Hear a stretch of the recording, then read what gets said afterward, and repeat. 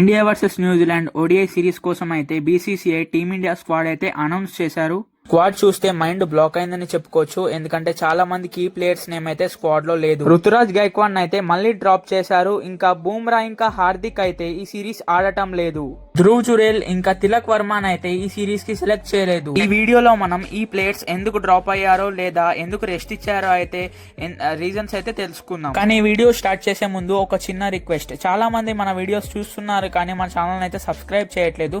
Please ఇప్పుడే ఈ వీడియోని లైక్ చేసి మా ఛానల్ ని సబ్స్క్రైబ్ చేయండి. ఇక స్క్వాడ్ మీద లుక్ వేస్తే Shubman Gill captain, Rohit Sharma, Virat Kohli, KL Rahul, Shreyas Iyer, Washington Sundar, Ravindra Jadeja, Mohammed Siraj, Harshit Rana, Prasidh Krishna, Kuldeep Yadav, Rishabh Pant, Nitish Kumar Reddy, Harshdeep Singh ఇంకా యశస్వి జైస్వాల్. నోట్ ఇక్కడ శ్రేయస్ అయ్యర్ అయితే సెలెక్షన్ చేశారు కానీ తను బీసీసీఐ పెట్టే ఫిట్నెస్ టెస్ట్ పాస్ అయితే మాత్రమే ఈ సిరీస్ లోని మ్యాచెస్ ఆడతాడు. ఈ స్క్వాడ్ లో హైలైట్స్ చూసుకుంటే Shubman Gill is back as captain. South Africa series లో ఇంజురీ కారణంగా ఆడలేదు కానీ ఇప్పుడైతే Shubman Gill back as captain. అలాగే మొహమ్మద్ సిరాజ్ ఇంకా నితీష్ కుమార్ రెడ్డి అయితే ఈ సిరీస్ ద్వారా మళ్ళీ ఓడిఐ టీంలోకి కంబ్యాక్ అయితే ఇవ్వబోతున్నారు. ఇక ఎక్స్క్లూడ్ అయిన ప్లేయర్స్ చూసుకుంటే first name Ruturaj Gaikwad. Ruturaj Gaikwad century కొట్టాక కూడా ఎందుకు ఎక్స్క్లూడ్ అయ్యాడంటే ఒకటే రీజన్ కనిపిస్తుంది. శ్రేయస్ అయ్యర్ అయితే కంబ్యాక్ ఇస్తున్నాడు కాబట్టి రుతురాజ్ గైక్వాడ్ అయితే డ్రాప్ చేశారనిపిస్తుంది. ఎందుకంటే సౌత్ ఆఫ్రికా సిరీస్ లో కూడా శ్రేయస్ అయ్యర్ కి రీప్లేస్మెంట్ గానే రుతురాజ్ గైక్వాడ్ అయితే తీసుకొచ్చారు. తిలక్ వర్మ గురించి మాట్లాడుకుంటే తిలక్ వర్మ నంబర్ 4 లో అయితే బ్యాటింగ్ చేస్తాడు.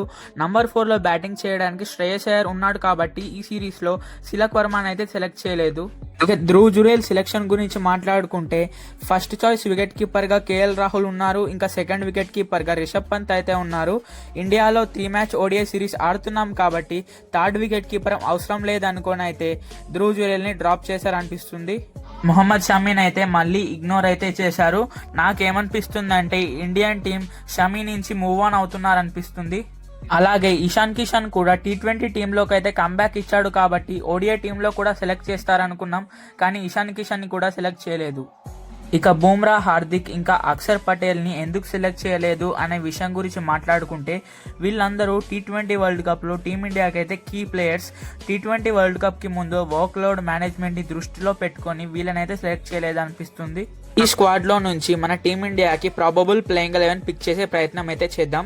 ఓపెనర్స్ రోహిత్ శర్మ ఇంకా శుభ్మన్ గిల్, నంబర్ 3 లో విరాట్ కోహ్లీ, నంబర్ 4 లో vice captain Shreyas Iyer, number 5 లో వికెట్ కీపర్ బ్యాట్స్మెన్ గా కేఎల్ రాహుల్, నంబర్ 6 లో రవీంద్ర జడేజా, నంబర్ 7 లో నితీష్ కుమార్ రెడ్డి, నంబర్ 8 లో హర్షిత్ రాణా, నంబర్ 9 లో హర్షదీప్ సింగ్ ఇంకా నంబర్ 10 లో మొహమ్మద్ సిరాజ్.